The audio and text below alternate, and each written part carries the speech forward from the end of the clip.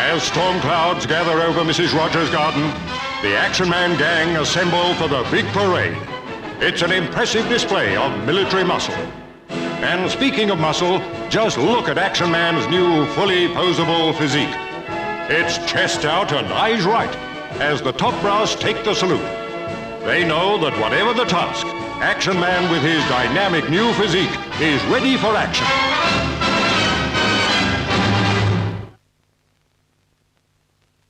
By the end of the 1970s, Action Man had established himself as the UK's #1 boys' toy. However, storm clouds were gathering, not least from a range of toys based on a recent successful science fiction film. The 1960s Action Man body was looking dated. The improvements of the previous 10 years, realistic hair, gripping hands, and eagle eyes, had been bolt on, with few changes to the Action Man body, and although impressive fully clothed, when shirtless he looked the complete opposite. Another issue was the production tooling was wearing out, leading to increased wastage. Exasperating this, it was family tooling. If one component was out of specification, the whole mould shot had to be scrapped.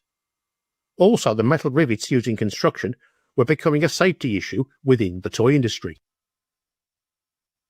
Halitoy head of design Bill Pugh tasked his team with developing a new figure with a design brief of no metal components and a streamlined, more efficient production process. Seen here are original prototype sketches, drawings, and the 1981 US patent. The end result was radically different from its predecessor, both in look and production. Manufactured on separate hot running tooling, the new figure was made up of interlocking all-plastic components, with key body parts sonically welded.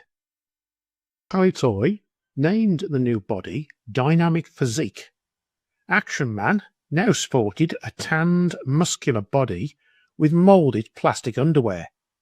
Green for prototypes, before the now famous blue pants in production examples. UK collectors will often refer to Dynamic Physique as blue pants figures. Note the Action Man logo moulded into the waistband of the blue pants. All the previous upgrades were included. Realistic hair, gripping hands, and eagle eyes. The new hands were larger and made of an improved Kraton material, which solved the previous gripping hands' durability problem. Hands were moulded with 2 holes that fixed into rotating wrist pegs in the forearm.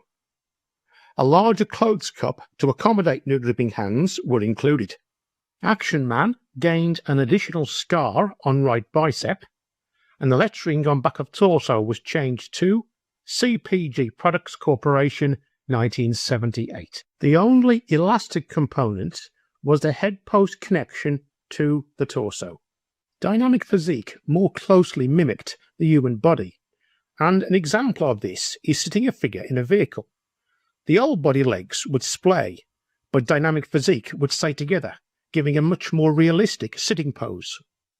The new body fully met and exceeded design remit, containing non-metal parts, was more economical to produce, and more closely mimicked the human body. Its introduction continued the trend of Action Man as a developing concept, with upgrades and new features every few years, and gave Action Man a major boost going into the 1980s, long after his American cousin, G.I. Joe, had been discontinued, and is a credit to Bill Pugh's Halitoy design team of Bob Breakin, Ivor Edmonds, and Alex Langton. One of the plus, Action Man could now take off his shirt and trousers without fear of embarrassment. Dynamic Physique figures released in 1979 included Helicopter Pilot, Adventurer, Soldier, Desert Fighter, and Talking Commander. The box packaging artwork was again drawn by Dave Barnacle, with front box illustration showing new figure body, with lettering now more Dynamic Physique. The side panels showed other Action Men in the range. An interesting change to the box was the addition of an extended side panel on the left side. This allowed a large soldier illustration on the back with lettering "New Dynamic Physique for more action poses." The uniform was the same as previous release with the usual detailed changes. Most sweater and scarves were now nylon, but note, woolen types were still turning up in 1979. The trousers were thinner, lighter coloured material than previous, with no visible stud cap. Paperwork included L487 Eagle Eye and Gripping Hands instruction sheet, L160 and later L774 Star Awards cards, and the 1979 equipment poster. Thanks for tuning in this evening. If I've got anything wrong or missed anything out, it's comment section below.